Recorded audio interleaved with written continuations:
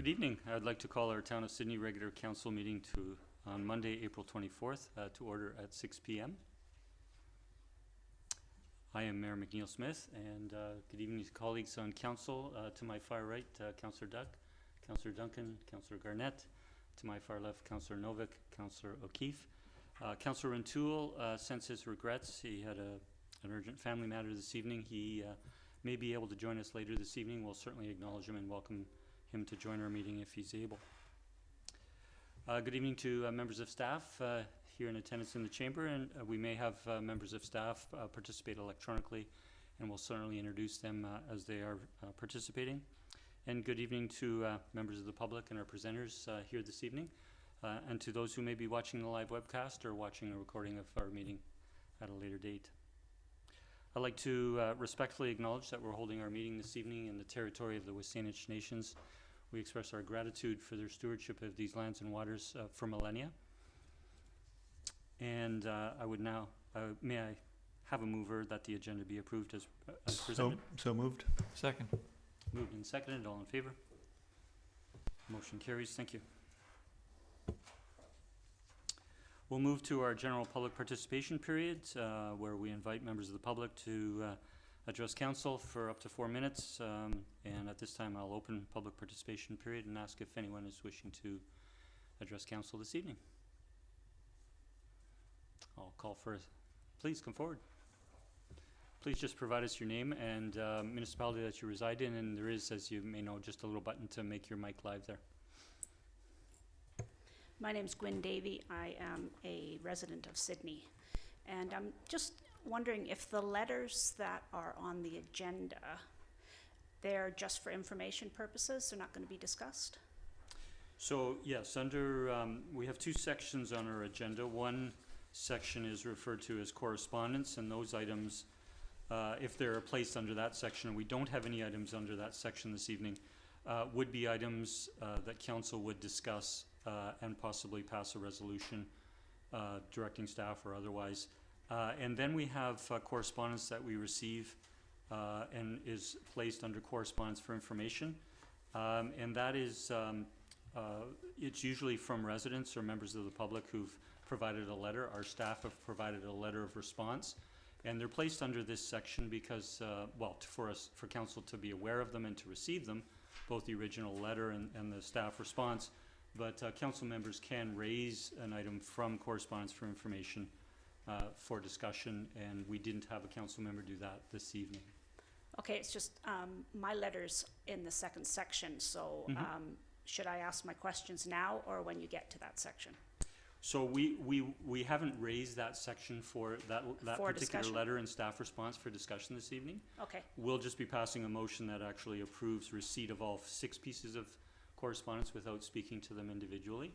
Okay. But you're welcome to speak to your letter. If you have a question, you can address it through myself. If I can answer, I'll certainly provide a response, or I'll direct it through staff.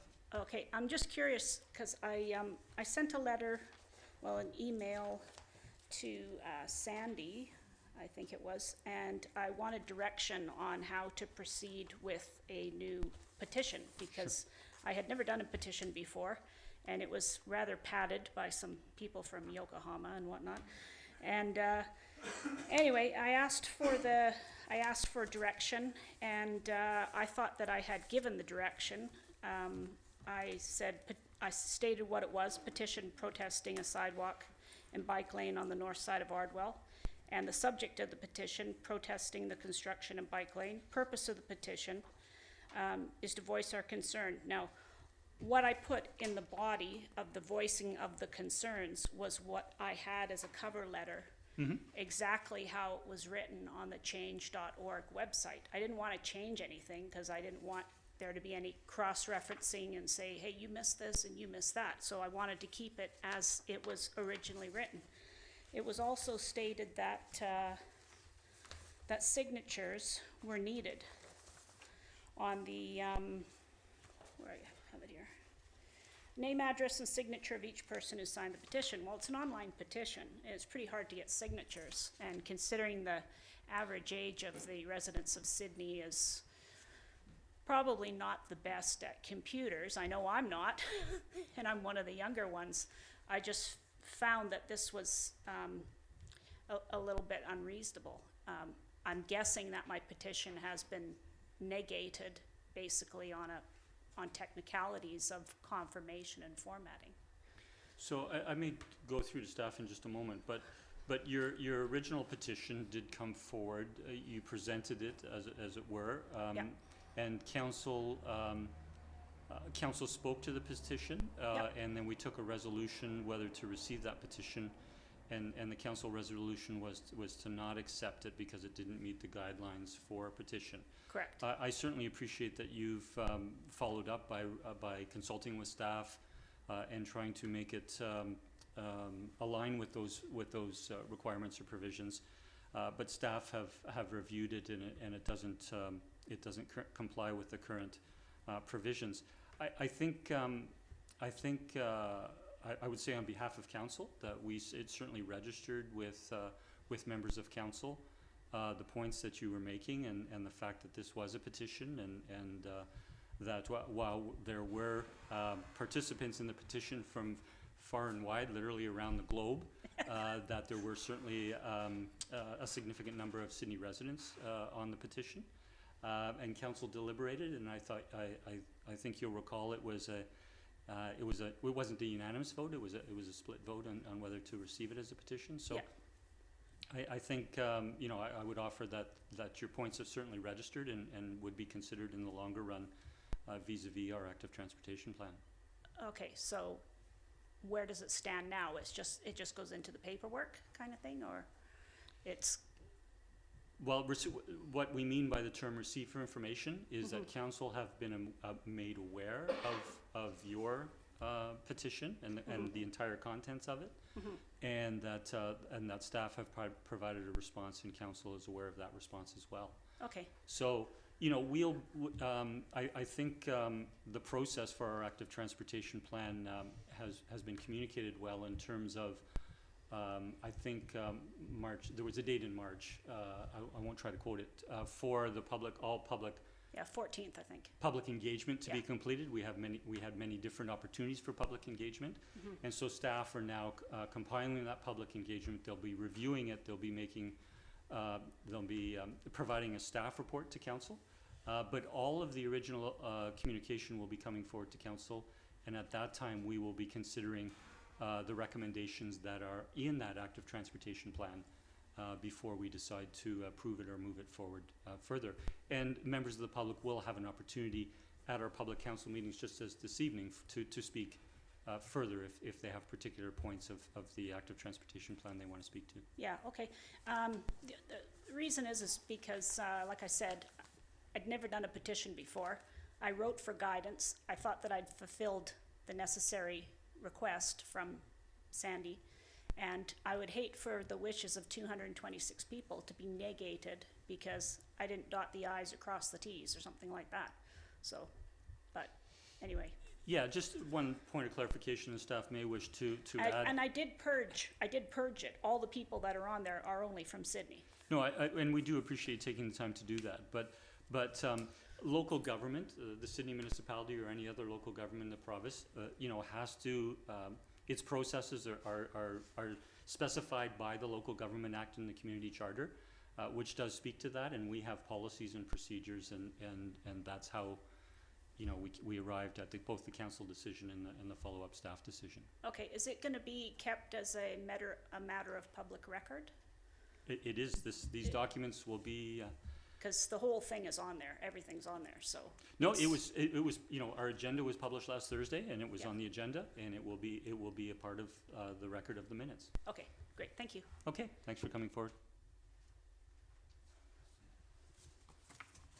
I'll ask for a second time if there's anyone wishing to come forward. And for a third and final time, seeing none, I'll bring public participation to a close. Thank you. And we'll now turn to our presentations this evening, and we're pleased to welcome our presentation by Mr. Jeff Dickson, President and CEO of the Victoria Airport Authority, and our Sidney representatives, Mr. Charles Lovallo and Mr. Sami Turki. Good evening, gentlemen. Good evening, Mayor and Council. Thank you very much for having me. I'm Jeff Dickson, President and CEO of Victoria International Airport. I have Chuck Lovallo and Sami Turki in attendance with me. This is Sami's first meeting representing the town of Sidney.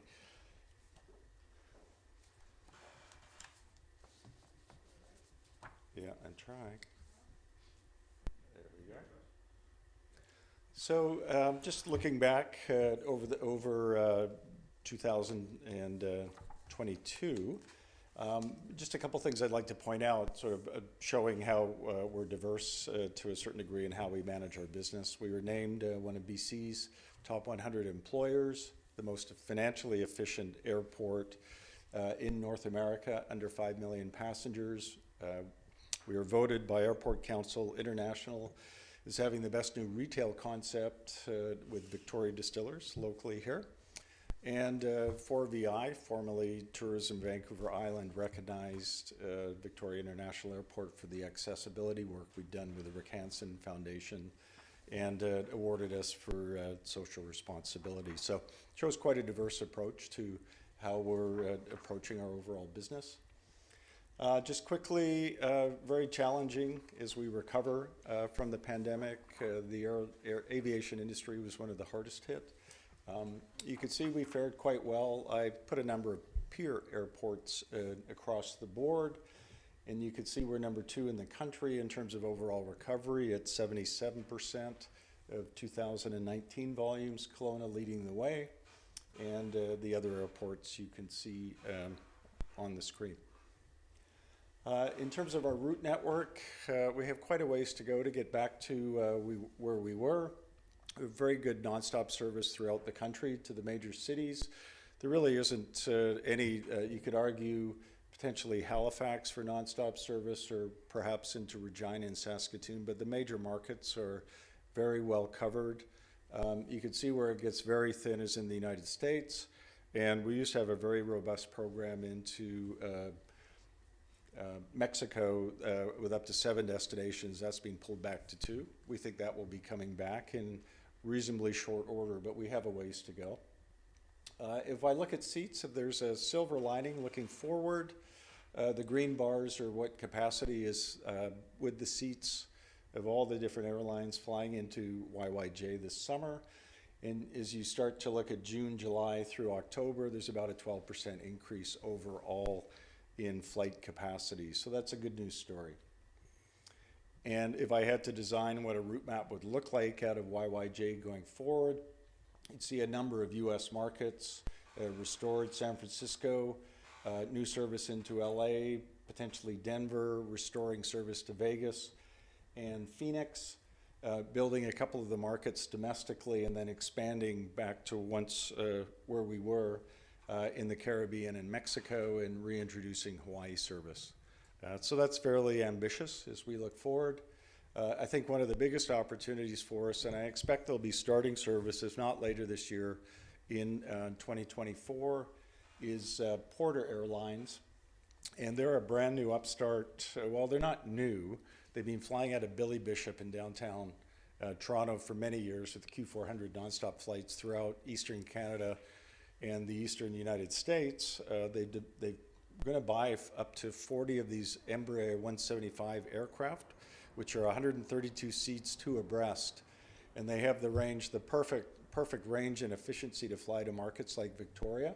And we think there's a big opportunity for them to fly Ottawa, Montreal, and Toronto nonstop. So we've had lots of discussions with them, and we're quite confident that once they get the pilots trained and through, that we'll see some service coming into Victoria, if not in the fall, certainly in 2024. The big loss for us in really just leading into the pandemic was the loss of 400,000 seats to the US. We used to have double daily service to San Francisco, up to 7 flights a day to Seattle, then seasonal service into Vegas, Las Vegas, and Phoenix and Honolulu, and all those seats disappeared or now connected over Vancouver or Calgary. We have a lot of work to do to get that back, and it's not unique necessarily to Victoria. The US carriers have pulled out a number of the regional markets in Canada. We've had good discussions with United recently. We have another meeting with them coming up in a month's time to talk about San Francisco, Los Angeles, and Denver. American Airlines, there's interest potentially in the Los Angeles market, and we're working very diligently with Alaska to restore some kind of frequency into Seattle. There'll be up to 2 flights a day this summer, 4 days a week. But like, as I was saying, the service used to be up to 7 flights a day, and with Delta, and it's essentially 1 most of the year. So we have a long way to go. In terms of the build out for the terminal building, we just completed a master plan. And just to put it in perspective, we spent about $225 million, I think, on the airport itself since we were created in 1997. As we look out for the next 20 years, the potential investment's up to $600 million. So that's at inflated prices today. And it's not particularly affordable for us under the current financial construct. But what the master plan does is lays out what you could do, and you need to understand the various stages as you work your way through it. Right now, we're doing the whole value engineering, we're just going to put out a tender to market to secure some architectural firms to come up and find the most efficient way to build out and how to stage it. We're not going to rush, most certainly. But what you'll see is this is the existing terminal building, and if you had to look at it kind of 10 years from now, you'd see a fairly significant expansion out to the west, reorientation of the baggage belt systems, and then a big expansion out to the east and north, where we expand the behind the scenes where you have baggage, where your bags go once you check in. We're under capacity there, and then building out the upper departures area. In roads and parking, ultimately, what we'll be doing is taking Electra Boulevard to the west, creating a roundabout, and what that does, it effectively moves the bifurcation of our parking lots today, building out there and then ultimately filling in as demand. You know, it's always a challenge. The car growth is almost exceeding passenger growth at that pace, which is very surprising to me. We are pushing to get more transit service in. You know, we're hopeful one day that people will begin to mode convert, but we're finding right now that we're in a situation where we're having to expand our parking facilities just to keep up with the overall demand. We have an expansion program that will be executed this year, which adds another 300 spaces to the compound, and we'll be staging that over a number of years as we ultimately build out the parking facility over the next 10 years. In terms of land development, we've shifted a lot of our efforts to diversifying our revenue streams. And what this shows you is just a roadmap of either where we have exclusivity agreements, where we have current tenant developments underway, and where there are other potential opportunities, whether it's the old D&D hangar, some of the sites on Mills Road in North Saanich. And then, of course, we've just got some developments that I'll talk about in a moment underway. One that you may be familiar with is the Amazon Distribution Center. You may have seen it. It's not hard to miss. But I am very pleased with the exterior cladding that the developers ultimately put in. I think it's quite a feature for the particular building, and I think it looks quite stunning on what they otherwise could have done. The hotel, we're still continuing to work very closely with the Qatari group. We've had a lot of feedback from staff to consider how we can change the overall facade and make it a bit more West Coast, a bit more, because it's such an important location on Beacon and the highway.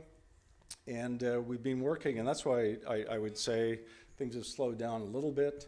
But what you can see here is that, I mean, you have to remember that you're working in the just sort of broader standard guidelines of the Marriott Group, but introducing a lot more wood materials on the outer facing, sloping the roofs to give a bit more of a West Coast, and then bringing in a bit more cladding to the beacon side of the building to add some interest. So I'm quite pleased with the work that's being done by the Qatari team, and I think we'll all be quite pleased with the final development. There's a new traffic control tower that they're going to be breaking ground in the next couple of months. That's going to be located over by the the D&D site, if you can picture that, closer to Pat Bay. Long overdue for the tower, and was held up somewhat by the pandemic, but NAV Canada is committed fully, and that should be completed over the next 2 years. Councillor Duncan attended the same noise committee meeting that I was at, and I'm still working my way through the findings on it, so I can't really give you a lot of details, other than we just completed it for the period August 29th to the 2nd of September. We did a study. Previous studies were done in 1999 and 2017. 13 noise monitoring stations were set up, and you can see that where they're located on the maps. Similar places to 2017, and one more site added. And we're still working through the final report from WSP, but I would say that generally the conclusion was that decibel levels or noise levels are relatively unchanged from 2017 and 1999. I don't know, Councillor Duncan, if that would be your same take on things, without putting you on the spot, but yeah. Sure. Well, I had, that I was going to do my full council report of the reports that were coming out for the next meeting, and then I got this agenda saying that you were here. I should have prepared it to do for this meeting. That noise levels are unchanged, and then in a lot of places it actually dropped due to the changes in engine sizes, except for Iroquois Park, which they don't actually get any complaints about, and the complaints were primarily due to other noise sources, which was really interesting. So we're still waiting for the final report. We just had a presentation, very high level, and we'll be sharing the final detailed report with the noise committee. Just switching around to our environmental initiatives, I'll just highlight a few. Is that in terms of waste management, big focus on that, where our goal is to get 75% waste diversion rate from the landfill by 2025, and to be at 90% by 2030, which are pretty ambitious targets. In terms of GHGs, we'll be getting carbon accreditation level 3, which is optimization, and our goal is to be carbon neutral at 2030 as an airport. In water quality and conservation, we're going to reduce water use per passenger by 25%, and in ecology and biodiversity, increasing our biodiversity by some 20%. So significant efforts are going to be going back into the work that we've done on 1010 Creek over the last number of years, and then paused during the pandemic. This is a pollinator garden that you'll see at the entranceway to the airport. We just put all the plantings in last year, and just getting it all ready for the spring, and signage going up shortly. And I think it's quite an initiative that we did with our friends at First Nations and a whole host of other partners that stepped up and helped us with this overall design. Speaking of First Nations, these banners have been hanging at the airport. We put them up last summer. It was quite a powerful statement with our friends at Wasanich. We're exploring. Initially, we started with the WLC in terms of broadening relationships and seeing where we could go, potentially into a friendship agreement with Saanich Nations. We're finding probably better working with each of the individual nations now, but we're making good progress, and we're hopeful to continue building on our journey in the relationship with Saanich First Nations. And I would like to close there and just say this is probably my last it is my last presentation to Town of Sidney, and it's been an honor speaking with you, and an honor stewarding Victoria International Airport for these last 12 and a half years. Thank you. Well, thank you, Mr. Dickson, for your presentation. I'll turn to colleagues if there are any questions or comments. Councillor Garnett. Thank you, Mayor. Thank you, Mr. Dickson, for your presentation. Congratulations on your retirement. I just recently did that myself, so you'll enjoy it. As far as the turnaround and what you've accomplished, congratulations with that as well. And being able to pay off the long-term debt from the pandemic was rather impressive. So good strategy on your part. I basically just have one question, and it's to do with, actually maybe two, sorry, pardon me for a second. Yeah, no, one question, and it's to do with the ride-hailing operators. So to your knowledge, this Lucky to Go and Caboo, would they serve residents of Sidney? Just because we're hearing constantly over and over again about the issues with our local residents getting to the airport. They could. I know Lucky to Go, if they're not out of business, are very close to being out of business in Kaboo. And I don't understand for the life of me why Uber's not approved by the Transportation Board. I mean, they've had an application in since summer, and the hurdle that they would have to pass is very low because they've just absorbed an existing license in BC. So I thought it would have been approved in September because we need it. Yeah. We need it. Yellow Cab doesn't serve the community like it needs to. Okay, thank you very much. Thank you, Mayor. Thank you, Councillor. Councillor O'Keefe. Sure. Thanks for the presentation. Good to see you again. Congratulations on your retirement. Just following up on Councillor Garnett's comment about Uber. So was there anything that local governments can do in terms of providing letters of support to the Transportation Board to say that this is something we need in our community, or do you know? I mean, we have, Victoria International, the airport has, Destination Greater Victoria, the Harbour Authority. I think other municipalities have weighed in on it, so you certainly can. Okay. I'm not sure Yeah. the exact, the guidance Right, would be on yeah, their okay. website, but, Okay. Yeah, because it's one of the things I hear most in Sydney on social media as, can anybody get me to the airport? I you know, it's so At close. 6 a.m., which I is, know. will be my issue next Sunday, to get a 6:30 a.m. flight to Mexico and no cabs, so yeah, something for us to follow up on. Other things, so just wanted to comment, I think I have before, but again, on the accessibility work that you guys have done. So I think it's great having a big player in the community like the Airport Authority that's has embraced that and is showing leadership on the issue of accessibility. It sends ripples throughout the community. It raises awareness, the level of importance of it. So congratulations and good work on that. I think it's useful for us in Sydney, I think, because one of the things in our economic development strategy is about diversifying our visitor economy.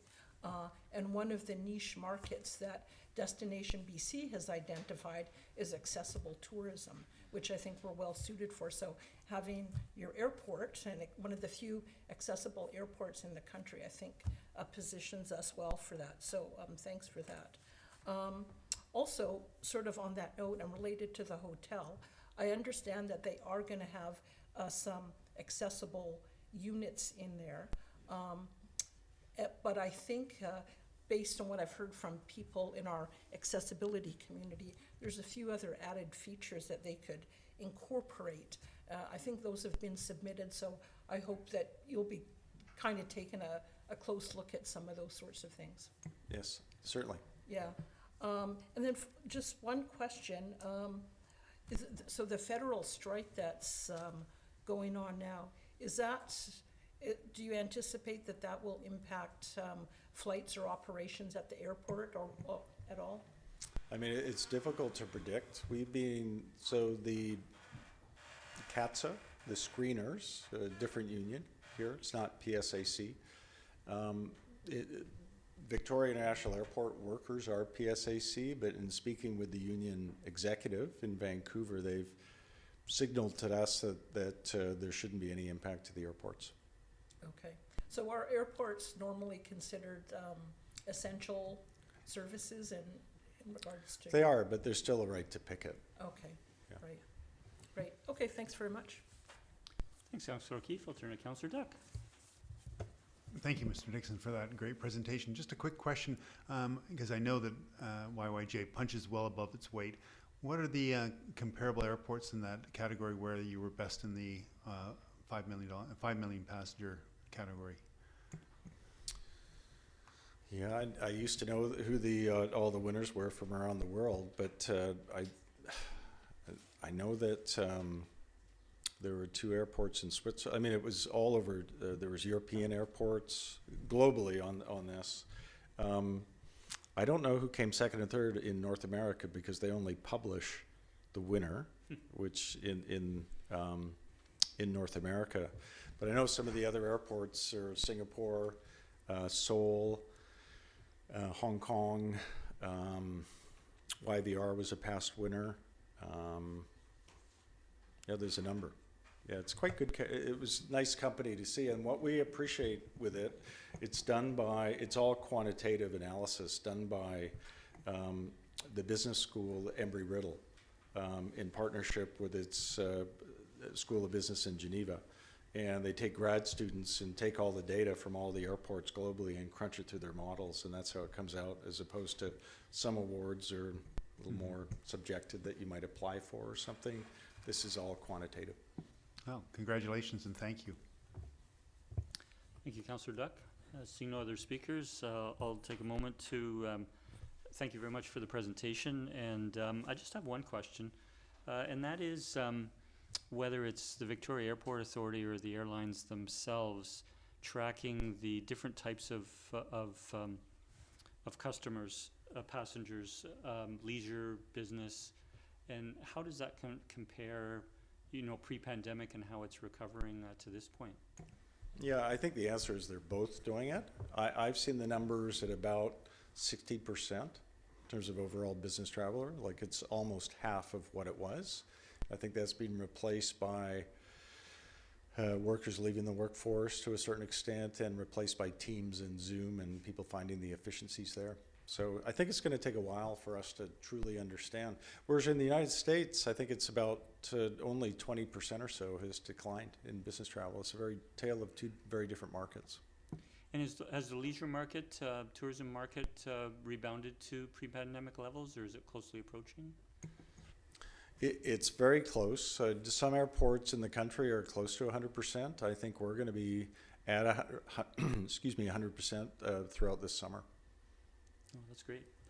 Well, Mr. Dickson, congratulations on your retirement, and I just want to extend on behalf of council and indeed on behalf of our, the residents of Sidney, thank you for your stewardship at the Airport Authority. The Airport Authority, both in airside operations and the tenants you have on airport lands, are significant economic engine, for our community and other neighboring communities. I want to especially say thank you for the partnership we had over the last term and into this term with doing that, the partnership between Sidney, North Saanich, and the Airport Authority on the 20-year transportation study that we jointly contributed $65,000 to accomplish. That will serve us well into the future. And in particular, the congratulations to us all on the federal announcement from the Canada Community Building Fund through the Union of BC Municipalities on the $5 million grant, which will be is a great contribution to the realignment of Sterling and the traffic circle coming. Yeah, and I think the thanks and acknowledgement really goes to the team here, your team. They were just exceptional in how they put it together, took a leadership role in it, and confidently stepped up and secured the funding for all of us. So very much appreciated. Thank you. Thank you. Thank you for the acknowledgement. And lastly, thank you to Mr. Lovallo and Mr. Turki for being our Sydney representatives on the VAA board. Thank you.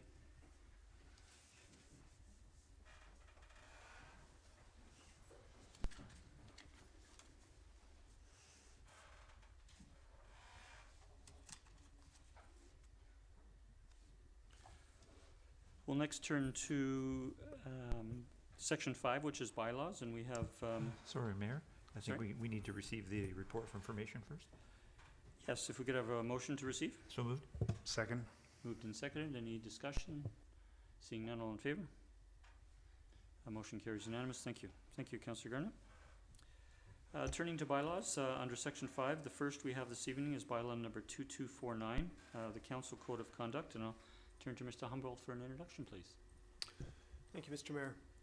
So the intent of the report is to introduce the Council a proposed new Code of Conduct bylaw for Sidney Council. It is noted in the staff report that was prepared by the corporate officer that in 2021 the provincial government passed Bill 26 that amended the community charter that looks to require municipalities to at least consider a code of conduct for their respective councils.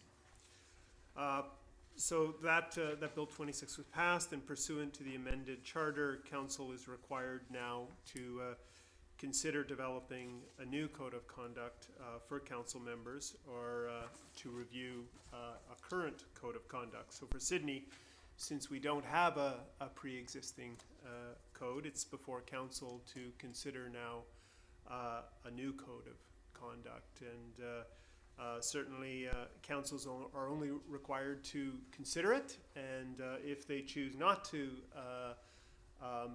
adopt a new code of conduct, they must state the reasons for doing so. So staff have consulted and worked with the town's solicitor to draft a code of conduct as a bylaw, Bylaw 2249, which is attached to the staff report for council's consideration. It's a standard bylaw, so requiring 3 readings and then come back to council for final consideration. Well, thank you, Mr. Humble. I'll turn to colleagues if there are any questions I'll go to Councillor Novick. I move that option 1 be selected of the report, that council approve the establishment of a code of conduct, and that bylaw number 2249, council code of conduct, be given 3 readings. Okay, just procedurally, Councillor Novick, we appreciate you making the recommendation. We'll proceed with 3 readings. So what we would do is give first reading to the bylaw. I move that we give first reading to the bylaw. Sorry, if I may, Mayor. Sorry? I thought we were in question days. Yeah, it's we can proceed with questions, or we can go to having a motion on the floor. We can certainly ask questions while the motion is on the floor, but thank you for raising that. So we do have it moved, and do we have a seconder?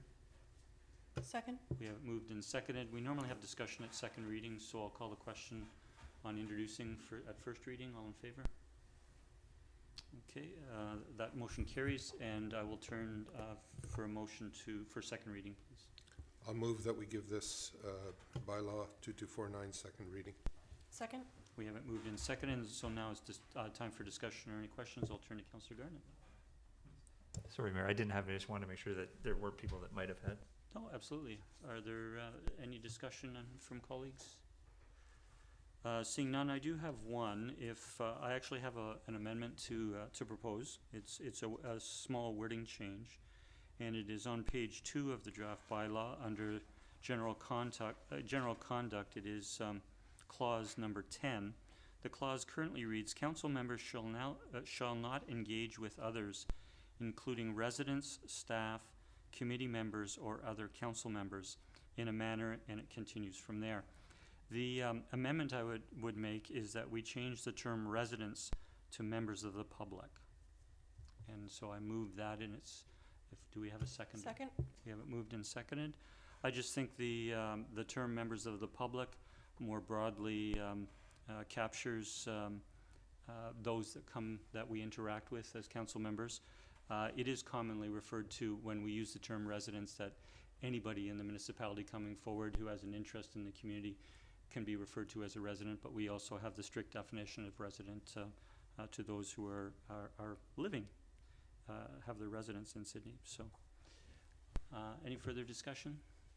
Seeing none, I'll call a question. All in favor? The motion carries unanimous. Thank you. Seeing no further discussion, I'll turn to Ms. Nelson. So you would proceed with second reading as amended? Thank you. So we don't need another motion, we'll just yeah, so I'll call the question on second reading on the amended bylaw. All those in favor? None are opposed, the motion carries. And I'll look for a motion on third reading, please. I'll move that we give bylaw 2249 third reading. Second? Moved and seconded, all in favor? That motion carries unanimous, thank you. And so that will now come forward at a future meeting for consideration of adopting the bylaw. Thank you. Well, next turn, and I want to take a moment to thank staff, particularly Mr. Humble and Ms. Nelson, but also we're working with our solicitor and other staff to bring forward this draft. I think it is an excellent bylaw to proceed in this important area.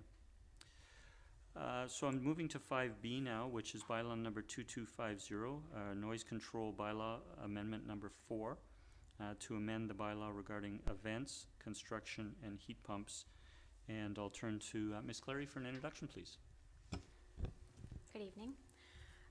This proposed amendment to the town's noise bylaw addresses 3 council resolutions that were carried last year in 2022.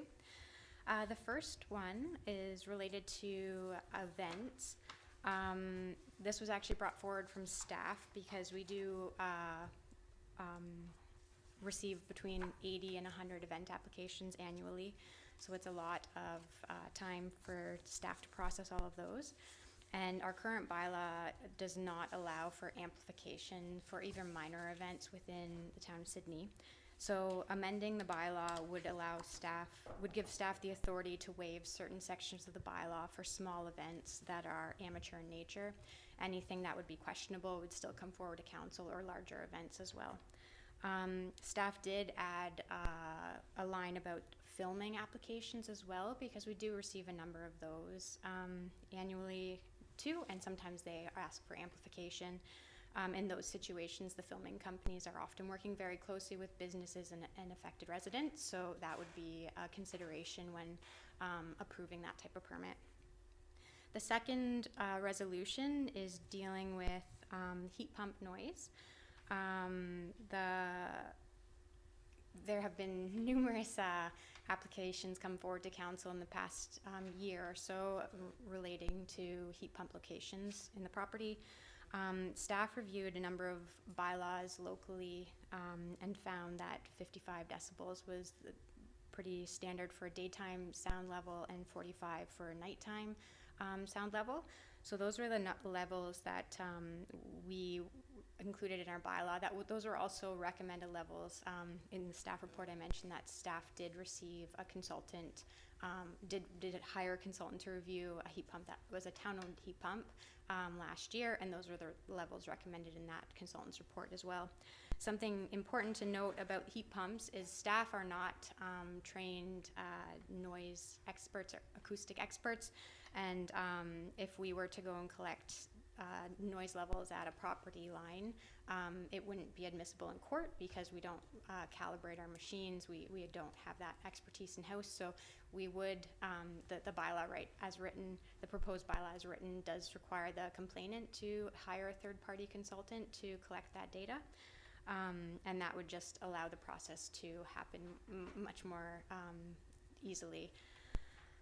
The third item was construction noise. There was a complaint brought forward last year about noise specifically around sheet pile work, noise and vibrations.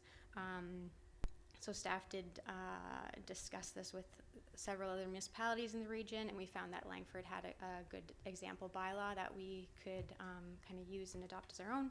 So it does split up the different types of construction work.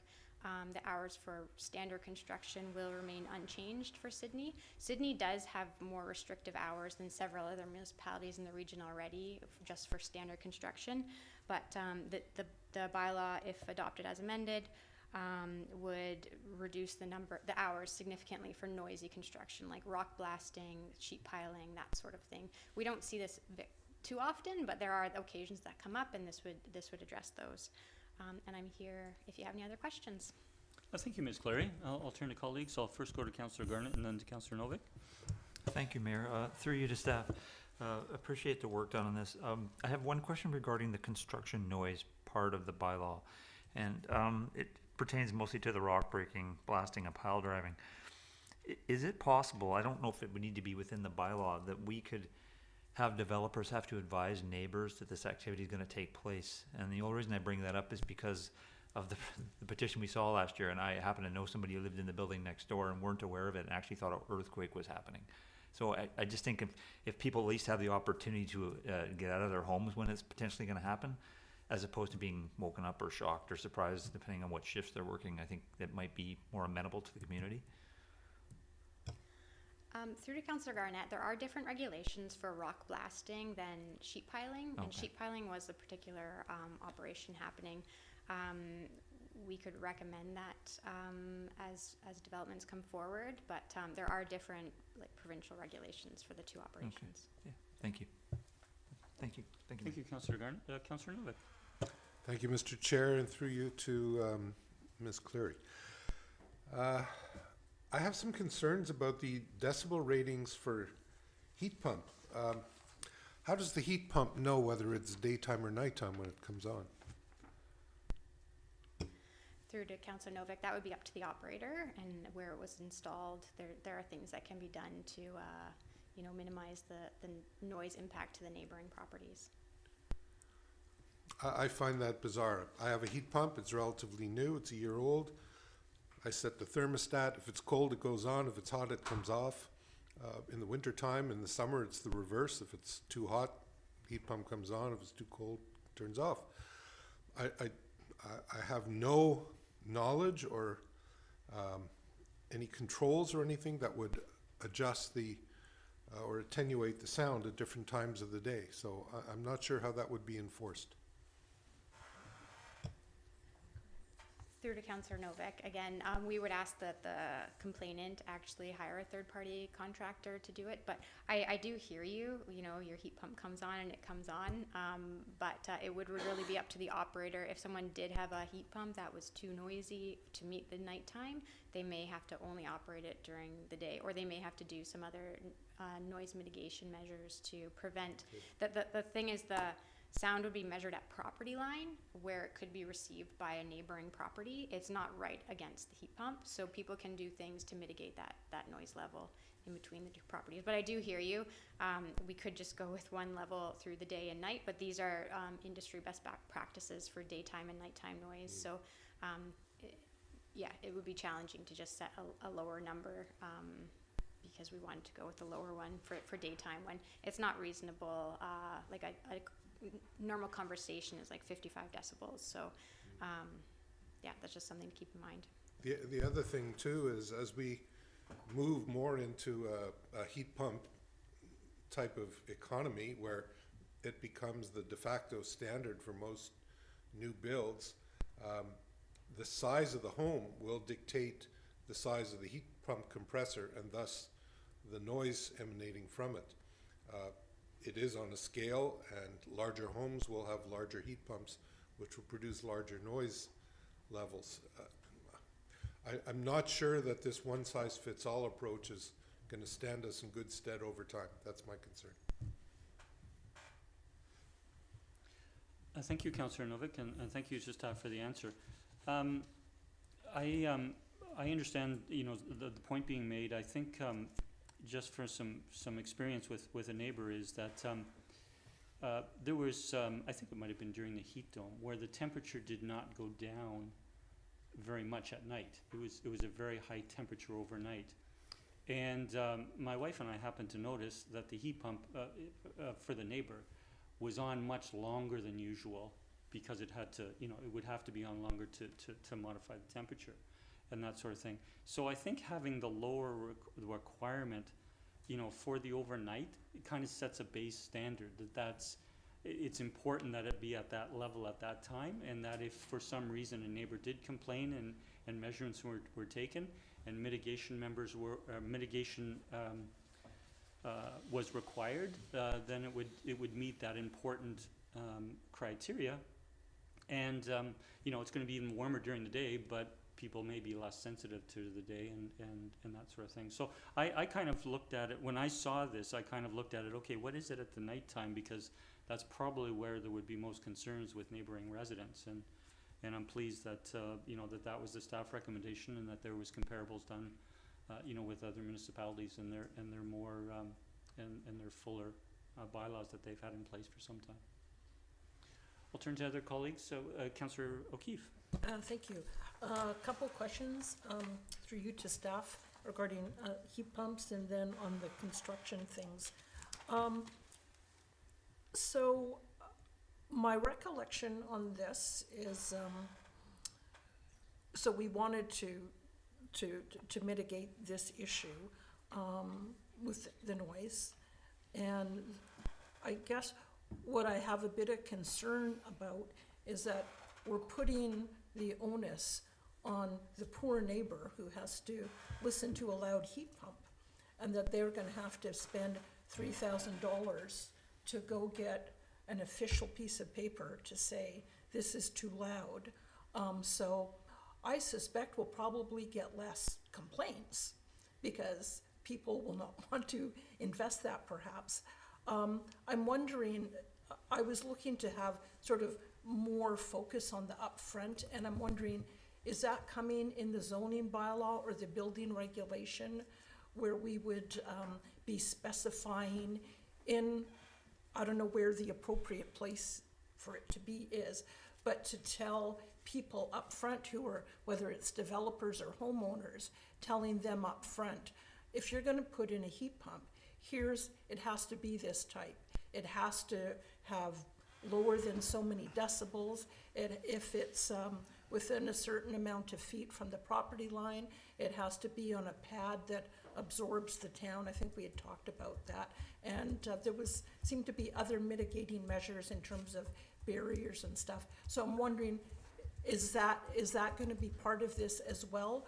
Or are we, yeah, I guess that's a question. Is there more coming? Through to Councillor O'Keefe, perhaps Ms. Verhagen has more information, but we do already regulate how far heat pumps are required to be from a property line, but I'll let Ms. Verhagen take this. Good evening, Ms. Verhagen. Good evening. Thank you. Through the Mayor to Councillor O'Keefe. So we do have a guide to heat pumps that's available on the town's website and also paper copies here at the town hall. So if council passes this bylaw amendment, we would add the information to the guide and make sure that it's in there. That guide has information from several different sources. So we wouldn't repeat the information in a different bylaw. We would just add it to the information we have for property owners looking to install a heat pump. Okay, thanks for that. A follow-up on that. So it's good to have a guide for information.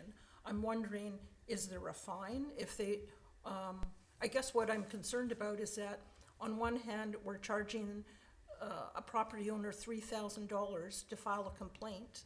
And then if they find that, yeah, the heat pump is too loud, is there any repercussion to that, their neighbor with the loud heat pump?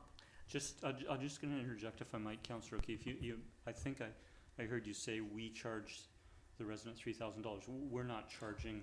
Well, I know we're not, but And $3,000 was a figure given as an example. But yeah, I recognize that. But I guess my point being is that we're asking that homeowner to invest in a significant amount of money to make a complaint. Through to Councillor O'Keefe, we do have a noise meter, so the bylaw officer would go out and investigate, but as far as anything that he could give them an idea of what it was during the day while he was there, but as far as actually getting measurements to actually find someone or yeah, really that's where that piece of paper would be required, because if someone were to challenge that and we went to court, the bylaw officer's reading would not be sufficient. But we do have one, and the readings were similar to what the professional consultants were for the heat pump. That was a town-owned asset, but it just wouldn't get it to the fining spot. And we do work for compliance-based bylaw enforcement. We wouldn't automatically go out and find someone if we would say your heat pumps seems to be too noisy. Is there anything you could do to reduce the noise effects to your neighboring property? So that would be the first step. And if there was nothing done, then that would be where a third-party consultant would be required to actually issue a fine if the neighbor wasn't cooperating at all. And so, a follow-up through you again. So, sorry, I can't recall. Is there a fine? Do we have in our fine, is there an amount for noisy heat pumps? Like, I'm just wondering, so the neighbor goes through the cost of hiring a consultant and paying thousands of dollars perhaps to get a piece of paper to say, yes, the heat pump is too loud. Okay, so we have that. So, and part of the concern was that if we were gonna levy a fine, we needed to have official information. So do we have a fine, and how much is that, and whether it's enough of a deterrent, I guess? Through to Councillor O'Keefe, yes, our MTI bylaw has a fine for noise which disturbs, which this would fall under if it was over a certain rating. The fine amount is $390, and if paid within 30 days, it would be $300. It would be reduced to $300. This type of fine could be fined daily for each occurrence. So that is something that, I mean, I would hope it wouldn't get that far. Obviously, we do want to work with property owners and allow them to make the adjustments before we fine them. But that is an option in the worst case scenario. And do other municipalities require complainants to get a independent consultant to take the reading? Again, the staff report spoke to some other municipalities having much more robust noise bylaws. They have more bylaw officers. They have more resources. I'm not sure what they require. I'm not sure if they have policies that outline this on their side, but the town of Sidney does not have the internal resources to do this in-house. Yeah, okay, thanks, understood. In regards to the, on the construction side of things, it mentions that a number of things like the pile driving, blasting, rock, all of those things are restricted on Saturdays and Sundays and statutory holidays unless authorized by a permit. So under what conditions would we consider a permit? Would it have to be an extremely unusual case? And getting to Councillor Garnett's point, would we be advising residents that this might be happening, say, on a Sunday? Through to Councillor O'Keefe, yes, that is standard. If a construction company required additional hours to complete a certain task, we would ask them to inform impacted residents.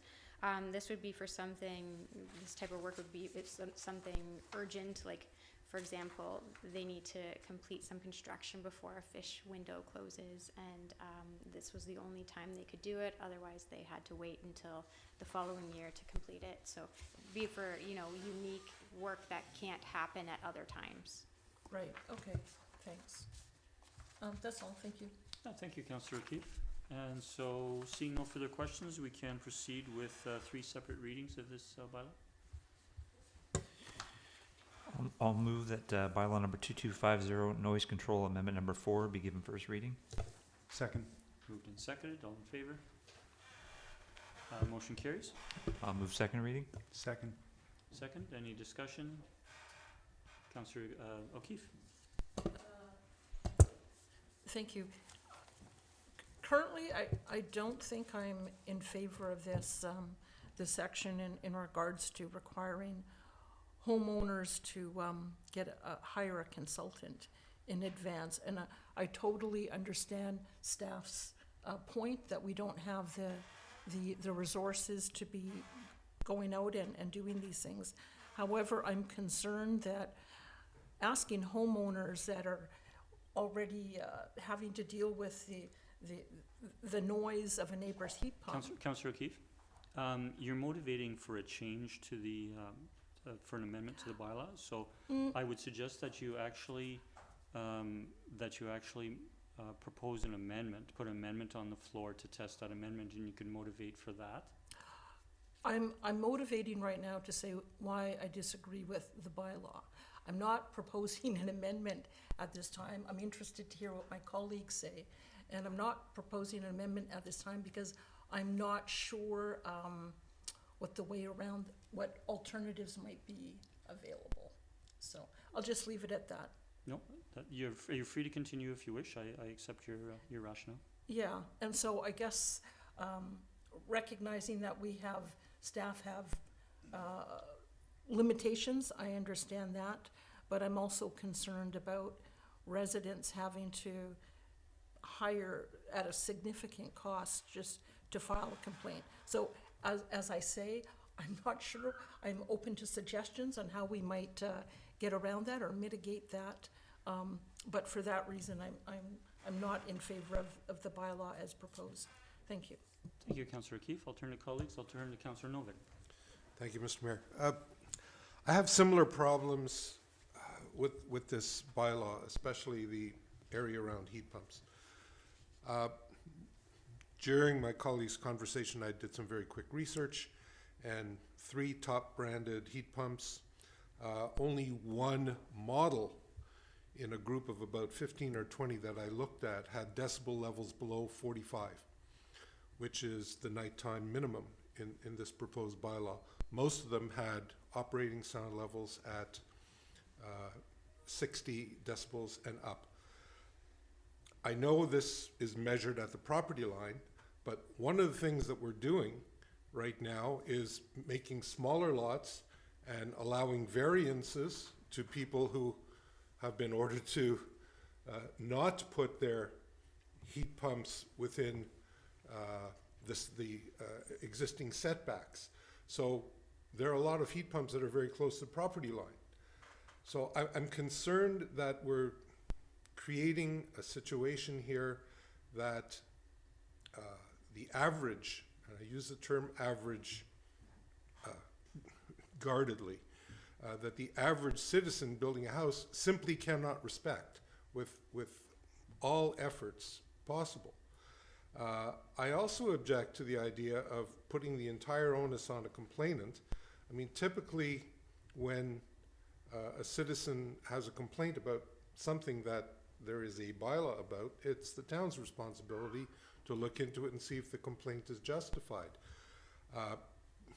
We're kind of asking him to go to court, pay for the lawyers, get a judgment, and then bring it to the city, or the town, sorry. So I think that's unreasonable.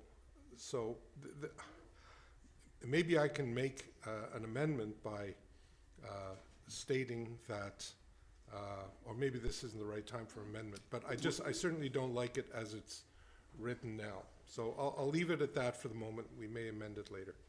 Okay, so thank you, Councillor Novick. I see Councillor O'Keefe as a second-time speaker. I would like to go to other first-time speakers, and I would like to speak to myself after colleagues, and I'll turn to Councillor Duncan first. Thank you. You know, I'm okay with this bylaw as it stands. So far, the arguments I've heard against it have mischaracterized, I believe, what staff said would actually happen, so I'm not concerned about it. It doesn't sound like anybody's actually being charged to lodge a complaint, that our bylaw staff would go be able to investigate with the tools that we have available. Staff would do what we always do when we encounter a bylaw complaint, which is to begin working with the property owner to mitigate the circumstances. And our staff are usually very good about giving people many chances before anything ever enters litigation territory. And only if they cannot work with staff or will not work with staff to mitigate what's going on, do they then have to go into potentially leveling a fee, or a fine rather, at which point then yes, the complainant, who would be the neighbor, would have to get the noise study done, which is generally consistent with property disputes. That the town would not pay for one neighbor to begin a process of litigation against another. A neighbor would have to bring that forward. So if they're reaching that point where something has to come in, then the complainant having to get a study, and again, all it would be at that point was a study brought to the town, who would then be able to levy, you know, a fine. We're not telling people to go to a judge and get an order and do all of that kind of stuff. So that's not what this bylaw says, and that's not what's being asked. So I'm okay with it being that, you know, when one neighbor can't begin a process of trying to fine another unless they actually have data to show that the bylaw has been broken, and that after many repeated attempts of working with our bylaw officers, it hasn't been fixed. I know if it got to that point, it would be unpleasant for somebody. On the other hand, we also know that people have different ideas about what is too much noise and what other people are allowed to do with their properties. We receive letters all the time from people complaining about gas mowers, or people lawn mowing, or people power washing their driveways, and that is too loud and that we should ban it. And so it's definitely important to have a process in place that is balanced to make sure that if somebody is saying, you know, their neighbor is doing something that's genuinely too loud, is genuinely, you know, breaking the peace, then they actually have to show that, and not just be somebody who's very sensitive to the fact that sometimes neighbors will do things and they will hear other people on their properties, right? So I'm comfortable with the balance that has been struck here. Having this bylaw in place that lays the decibels out, which is consistent with other municipalities, will make it clear to contractors up front about what they have to have in place if they're going to be coming and asking for, you know, the type of variances that we've been getting, that is based on, you know, a results-based system rather than the system that we have in place now, which, as Councillor Novak has pointed out, you know, more and more people are having trouble meeting because of the subdivision of properties. But as long as they can meet that, which maybe some of the new people, new places can't, in which case they can't do it, and they will know that up front. But in other places where they might be having to come forward with a variance, even though, you know, it wouldn't have actually made a material difference, now they will know that up front as well, and they will be able to get around that. So I'm comfortable with this as it stands. Thank you, Councillor Duncan. I'll speak for a first time, if I might, and on 2 points. And one is with regards to the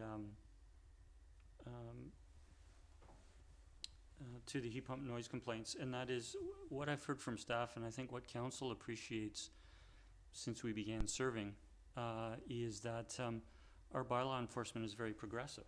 So neighbors will, in certain circumstances, try to resolve things amongst them, and when they can't, a neighbor will come to the town.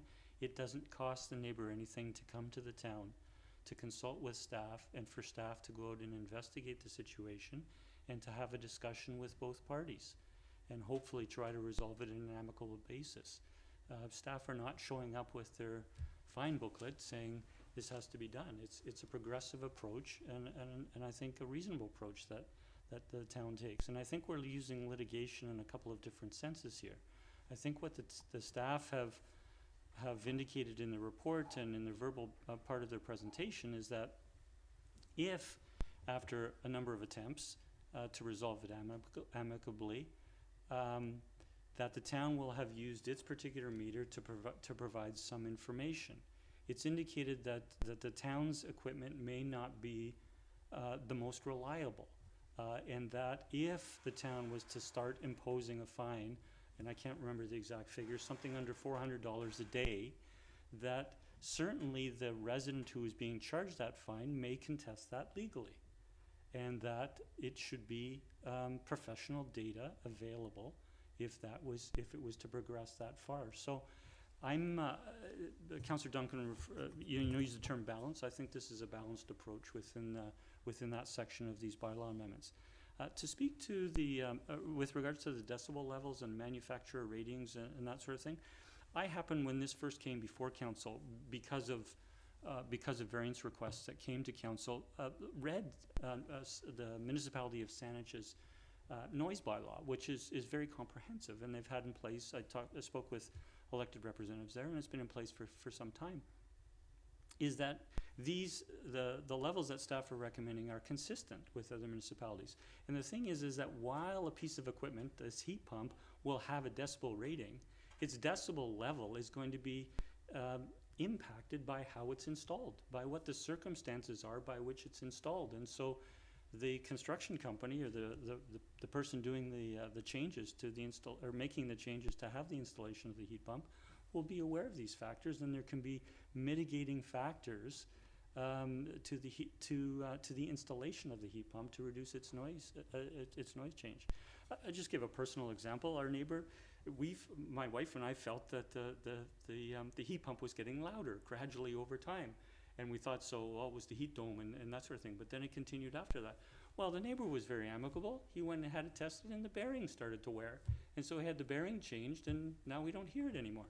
We didn't hear it before, and hear it again. So I think, we have to consider the balance and the work that the staff have done in terms of reviewing other municipalities' bylaws and the changes that we're making. Any further discussion? Councillor Duck. I concur. I support my colleague's observations on this, that the bylaw as it's written is very fair, and I think we should move ahead with it.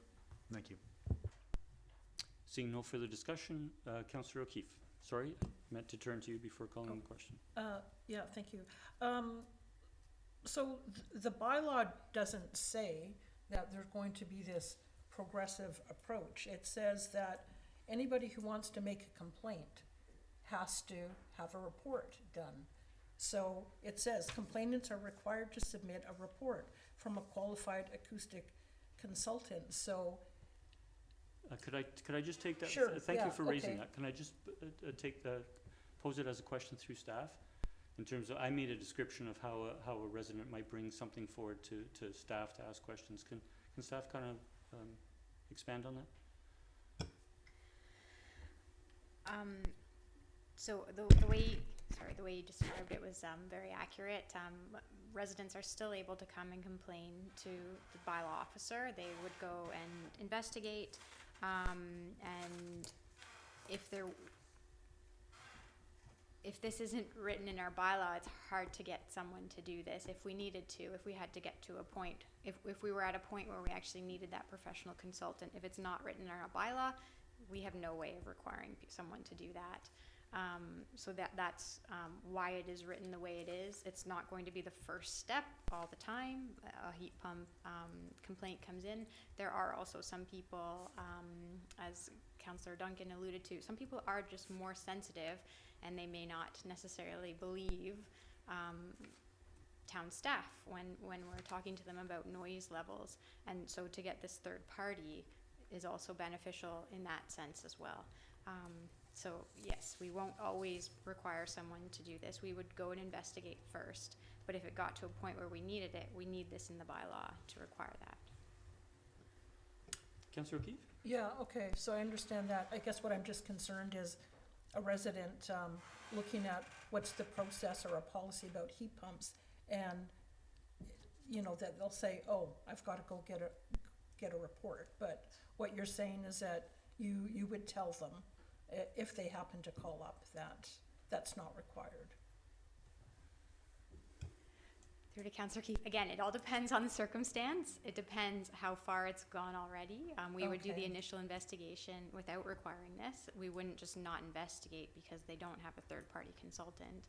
But if it did get to a point where the neighbors were not, cooperating, that would be where this line would come in, and we'd say the bylaw says that this is your responsibility. This is not the town's responsibility to hire this consultant to do this. Okay, thank you. Okay, so we're still at discussion before we call the question on the, on second reading. Seeing no further discussion, I'll call the question. All in favor? Opposed? We have Councillor Novick and Councillor O'Keefe opposed. The motion carries. Thank you, Councillor. Thank you to staff. Councillor Garnett? Move third reading. Second. All in favor? Opposed? Councillor Novick and Councillor O'Keefe are opposed. The motion carries. And that will come forward at a future meeting for consideration of adoption. Thank you. We'll turn to item 5C, which is bylaw number 2254, financial plan for 2023 to 2027. And I'll turn to our Director of Finance, Mr. Hisek, to introduce, please. Thank you, Mr. Mayor. Council approved a 5-year financial plan that includes a general tax increase of 4.57 for 2023. And this approved budget is then formalized through adoption of a financial plan bylaw. Like every year, there are a few additional items brought forward in the plan. These typically consist of projects carried over for completion, which were not part of the financial plan process. This year, staff also discovered a budgeting error, which must be corrected with the bylaw. I inadvertently shortchanged the fire department for part of their operating funding, and I've corrected that, with most of the amount being offset through some other adjustments that I've made to the budget. I'd be pleased to address any questions that council may have. Otherwise, the recommendation is to give 3 readings to the bylaw. Thank you, Mr. Hisek. I'll turn to colleagues if there are any questions. We certainly had full budget deliberations. Seeing none, we can move forward with 3 readings. I move forward of the first reading. Second. All in favor?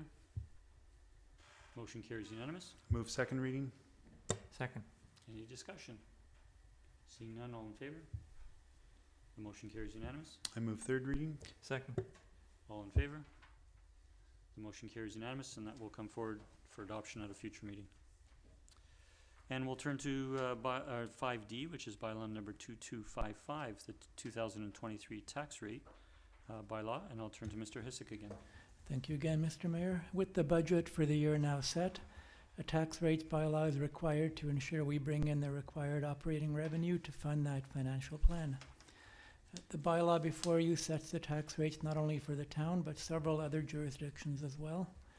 However, there are a few remaining jurisdictions on the annual tax notice for which the rates are set externally. There's a table in the report that illustrates the level of control that the town has on all the various levies on the tax notice. As indicated at budget time, the increase for the average residential property is 4.89%, which equates to about $79. However, it's important to note that that's for the municipal portion only. There's a table in the report that illustrates the full impact when all the jurisdictions are factored in. This is the first of our 10-year plan to reduce the gap between rates paid by commercial and residential properties as per our 2022 policy review. The policy shift is the reason that the increase for the average residence is higher than our published general tax increase of 4.57%. Thank you, Mr. Hisik. We can go through readings, and I have questions at second reading if we wish. I move first reading of bylaw number 2255, the 2023 tax rate. Second. Moved and seconded. All in favor? Motion carries unanimous. I move second reading. Second. Any discussion? Any questions? Seeing none, all in favor? Motion carries unanimous. And I move third reading. Second. All in favor? The motion carries unanimous. Thank you. Thank you, Mr. Hisik. We have no development permits or variance permits this evening. I'll turn to number 7, adoption of minutes. We have 2 sets of minutes we can adopt together. Those are, if I could seek a mover for the minutes of our special council meeting on April 11th at 5 p.m. and the minutes of our regular council meeting on April 11th at 6 p.m. So moved. Second. Any corrections? Seeing none, all in favor? The motion carries. Thank you. Point of order, Mr. Mayor. Yes, Councillor? Could we recommend a 5-minute recess? Yes, I'll call a 5-minute recess Thank you. until approximately 2022.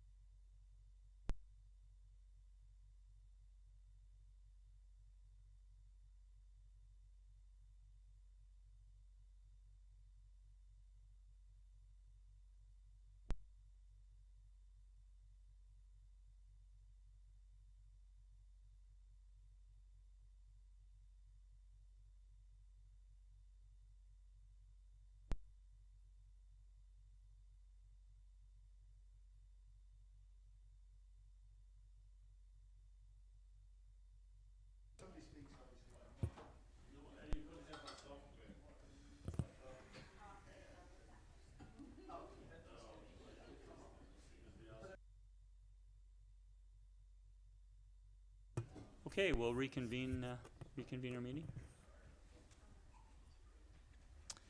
And we're moving along now to Councilor's report under number 11, and I'll turn to Councillor Duck, who is providing a verbal report as our liaison to the South Island Prosperity Project. We'll do that first, receive that, and then let you do your second one, Councillor Duck. Thank you, Mr. Mayor. Yes, I recently attended the municipal partners meeting of the South Island Prosperity Project, and it was quite an interesting meeting.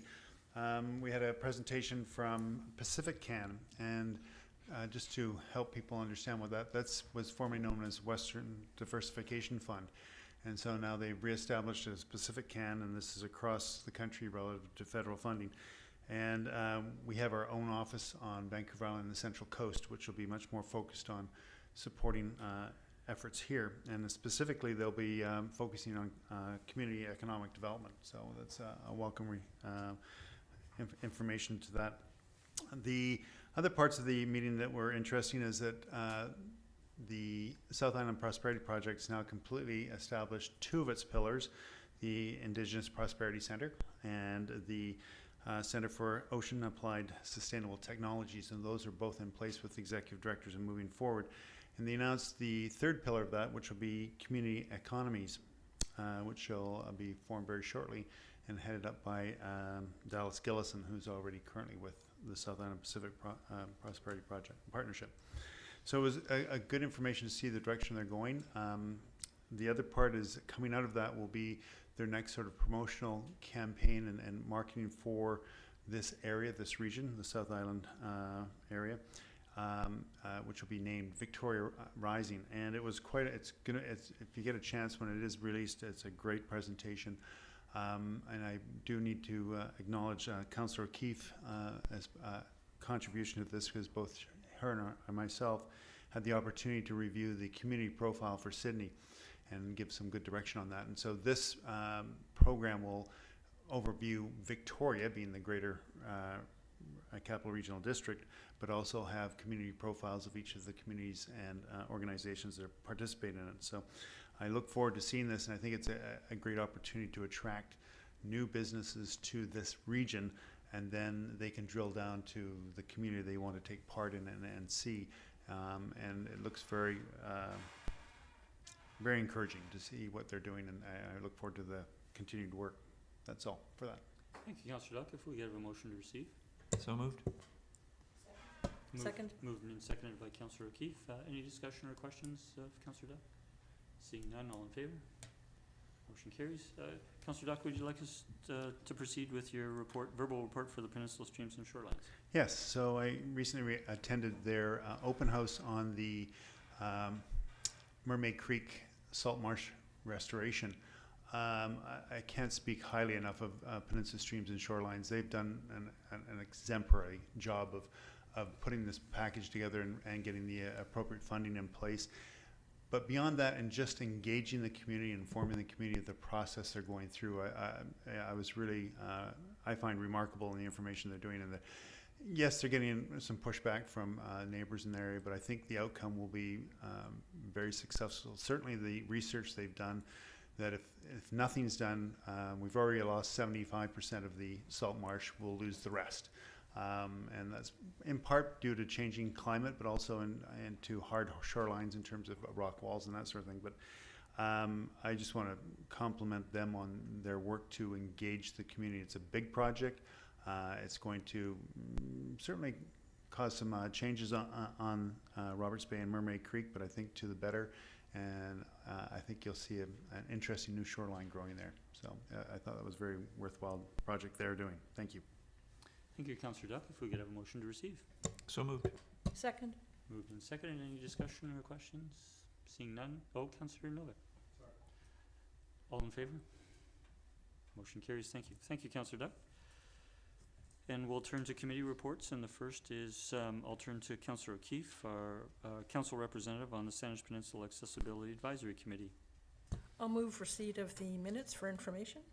For the March 23rd. Of the March 23rd, 2023 meeting. Second. Moved and seconded. Any discussion? Councillor O'Keefe, Oh, did you wish to? Sure, I'll just make mention a couple things.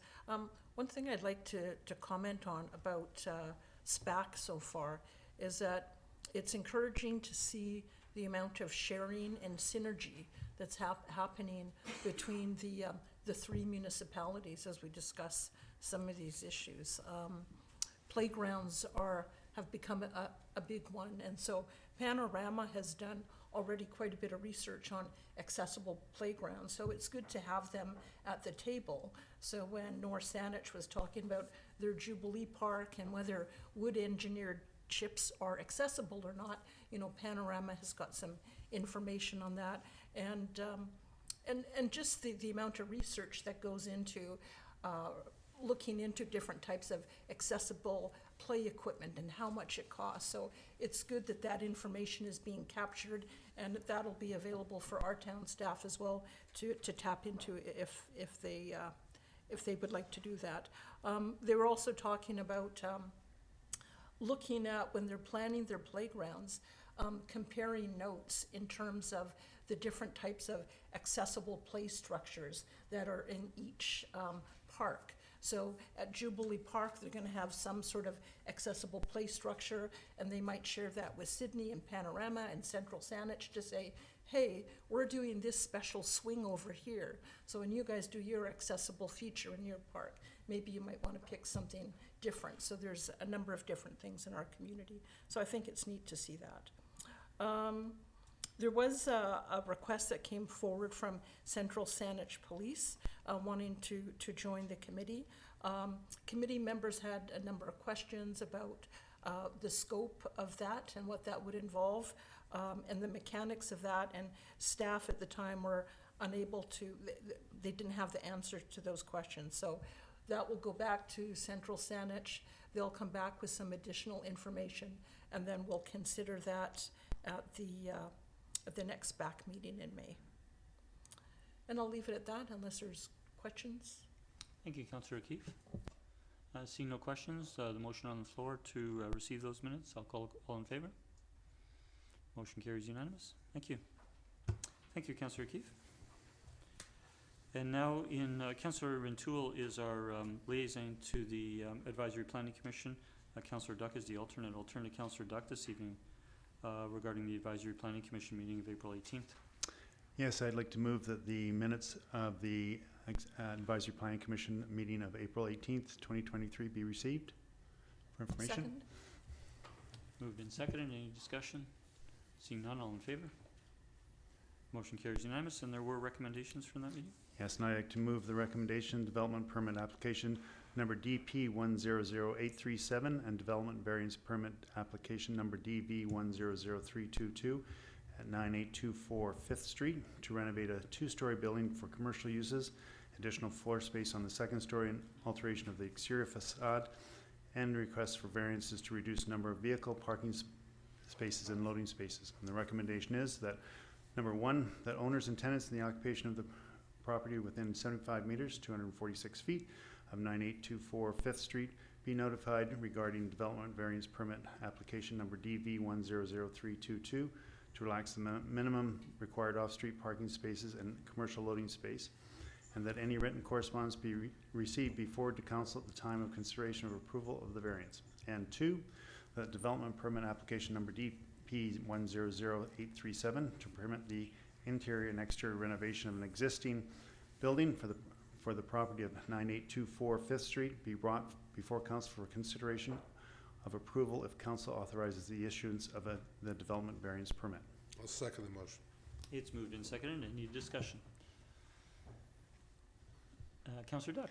I just would like to pass on comments from APC, and as the proponents in the audience tonight, that one of the discussion points that wanted to raise, they just recognize the efforts by the proponent to take this existing property and renovate it and use it within its current structure, and they just recognize that that's admirable, that it wasn't just being demolished and rebuilt. So that was just one of the comments I wanted to pass on. Thank you, Councillor Duck. Seeing no further discussion, all in favor? The motion carries unanimous. Thank you. We're now on to section 13, staff reports. We have a number this evening. The first is item 13A, which is liquor license amendment application for 9829 3rd Street Beacon Brewing. And I'll turn to Mr. Newcomb for an introduction, please. Thank you. Good evening. So Beacon Brewing at 9829 3rd Street has applied to the Liquor and Cannabis Regulation Branch to amend their existing liquor license. And essentially what they're proposing to do is place a small patio out front of their unit, essentially where that steel planter is currently. This is a referral from the LCRB, so council has the opportunity to comment on this or opt out of comment. If council would like to comment, staff have proposed a methodology for doing so, gathering the views of residents via mailed notice, 2 advertisements in the Peninsula News Review, and also providing a special public participation opportunity for residents to speak their mind. Thank you very much. Thank you, Mr. Newcomb. I'll turn to colleagues if there's any questions before we proceed. Councillor O'Keefe. Thank you. Do we jeopardize the, question through you to staff, do we jeopardize the applicant's chances of getting the patio if we don't respond? Like, if we just think, yeah, we're okay with this and let the LCB do their thing? Through the mayor to Councillor O'Keefe, if council chooses to opt out of comment, the Liquor and Cannabis Regulation Branch has their own process for how they gather views of residents. In some cases, I believe they put an advertisement in a newspaper. They might take other methods to gather the views. Not knowing the exact method that they would select to use or what the results of that might be, I really can't comment on whether or not it would affect the process. Okay, thank you. Thanks, Councillor. Councillor Duck. Through you, Mayor, to staff, just a question. Does Small Gods have a similar liquor license for their patio? Through the mayor to Councillor Duck. When Small Gods initially applied for their liquor license, they included the patio as part of their license, so it's already licensed, yes.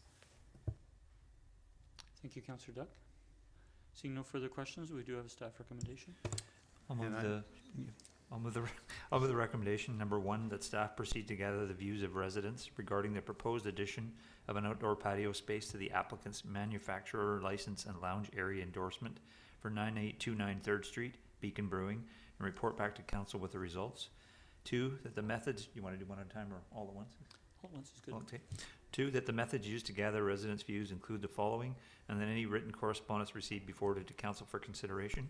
A, that owners and tenants in occupation of property within 100 meters, 328 feet of 9829 3rd Street be notified by mail. B, that advertisements be placed in 2 consecutive issues of the Peninsula News Review.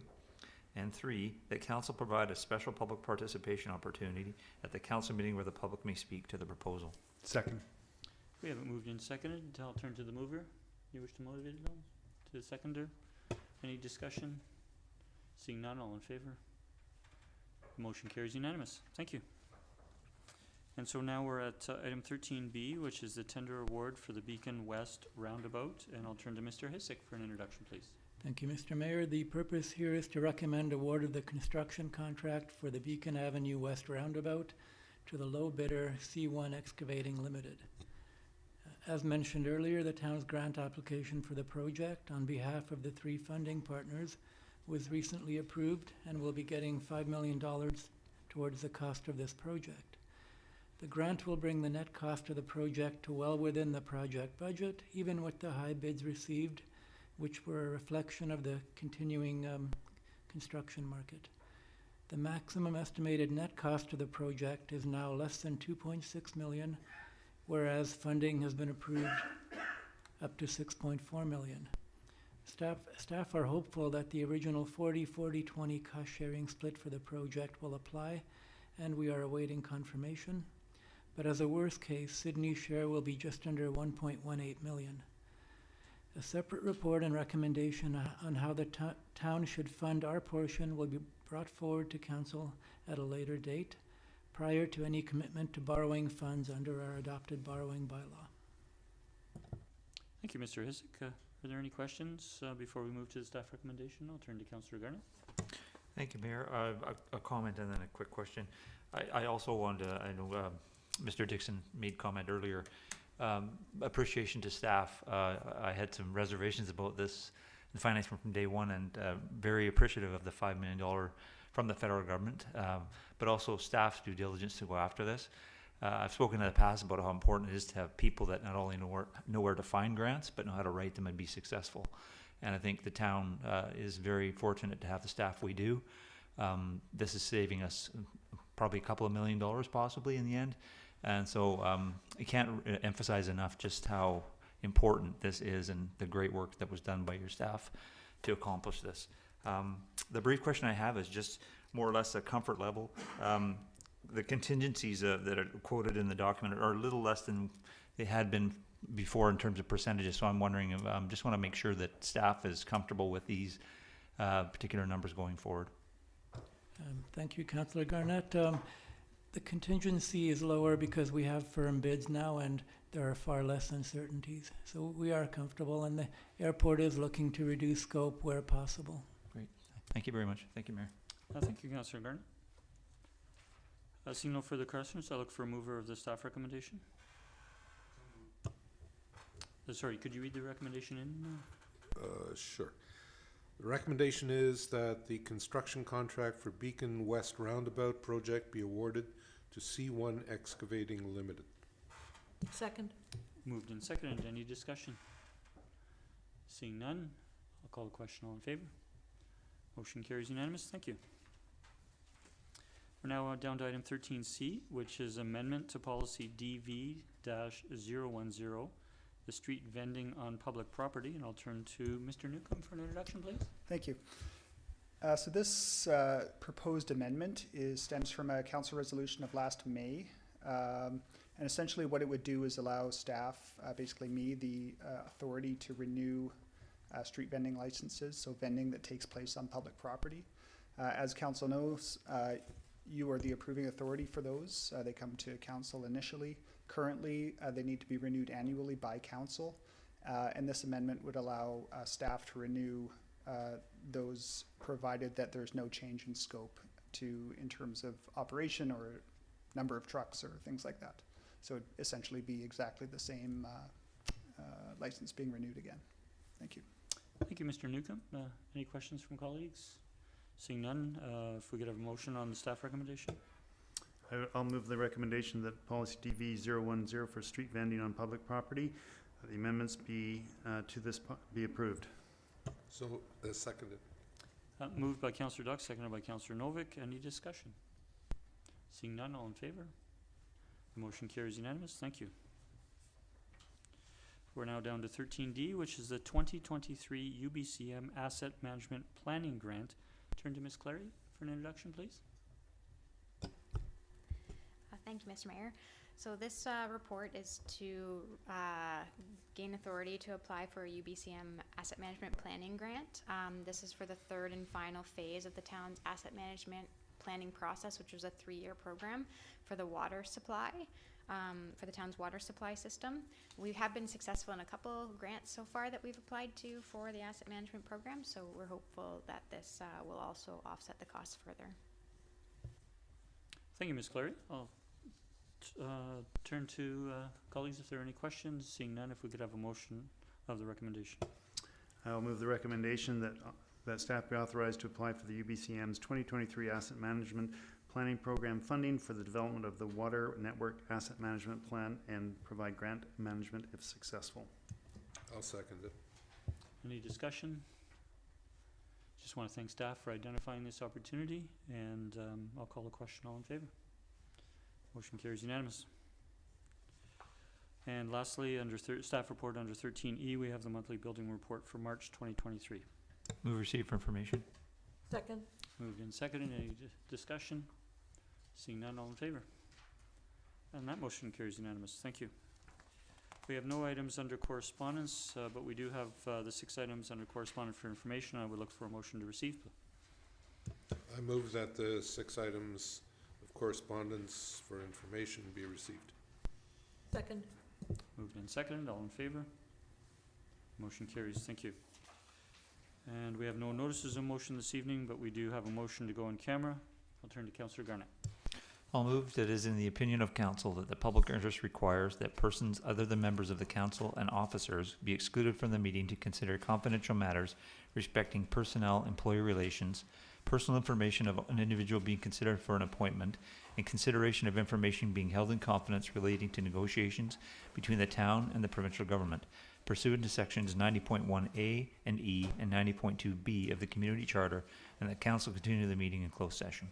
Second. We have that moved and seconded. All in favor? Motion carries. Thank you. And if we could have a motion to adjourn? Motion to adjourn. Second? Moved and seconded. All in favor?